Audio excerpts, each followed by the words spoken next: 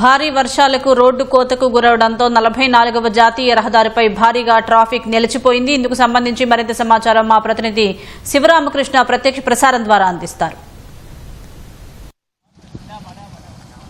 Sir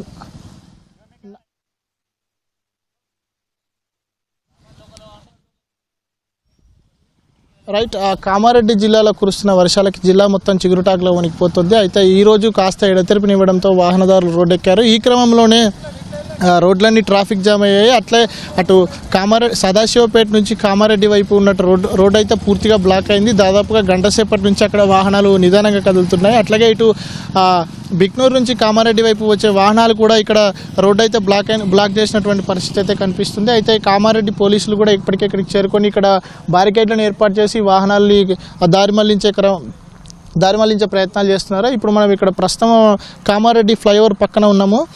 ఇక్కడ చూస్తే కనుక దాదాపుగా బిక్నూరు నుంచి ఇటువైపు వచ్చే వాహనాలన్నింటినీ కూడా ఆపి దాదాపుగా ఒక అరగంట సేపు ఇక్కడ ఆపి మళ్ళీ ఇక్కడ నుంచి కామారెడ్డి వైపు పంపిస్తున్నారు. అట్లాగే అటు సదాశివపేట నుంచి కామారెడ్డి వైపు వచ్చే వాహనాలు కూడా ఈ రోడ్డు మొత్తం అట్లాగే ఇటు రోడ్డు పక్కన ఉన్నటువంటి చెరువు ఏదైతే ఉందో ఇవన్నీ కూడా రోడ్లన్నీ ఇబ్బందికర పరిస్థితులు తలెత్తడంతో ఎటువంటి ఇబ్బందులు తలెత్తకుండా ఇటు పోలీసులు అయితే ట్రాఫిక్ని దారి మళ్లించే ప్రయత్నాలు చేస్తున్నారు. అందులో భాగంగానే అటు సదాశివపేట నుంచి కామారెడ్డి వైపు వస్తున్నటువంటి వాహనాల్ని ఇటు సింగిల్ వే కాకుండా డబుల్ వేలో 2 వేలలో పంపించే ప్రయత్నాలు చేస్తున్నారు. అందులో భాగంగానే ఇటు కామారెడ్డి వైపు వెళ్ళే వాహనాలు అయితే ఇక్కడ ప్రస్తుతానికి ఆపేశారు. ఇక్కడ ఒక అరగంట సేపు ఆపిన తర్వాత మళ్ళీ ఇక్కడ నుంచి వాహనాలని విడుదల చేసి మళ్ళీ అక్కడ అటువైపు కుప్రియాల దగ్గర ఉన్నటువంటి ప్రాంతంలో అక్కడ ఒక చెక్ పోస్ట్ ఏర్పాటు చేసి అక్కడ కూడా వాహనాలు దాదాపుగా అరగంట పాటు ఆపుతున్నారు. అయితే మొత్తంగా చూస్తే కనుక ఇటు వచ్చే వెహికల్లో ఎక్కువగా లారీలు ట్రక్కులే కనిపిస్తుండటంతో ఇటు హైవే ఎటువంటి ఇబ్బందులు తలెత్తకుండా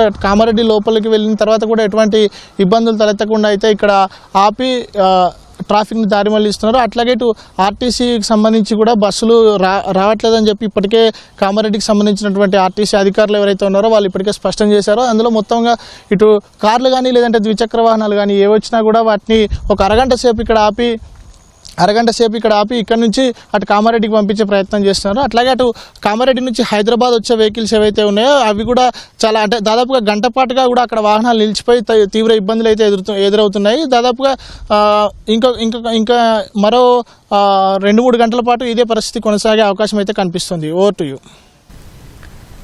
ధన్యవాదాలు శివరామకృష్ణ.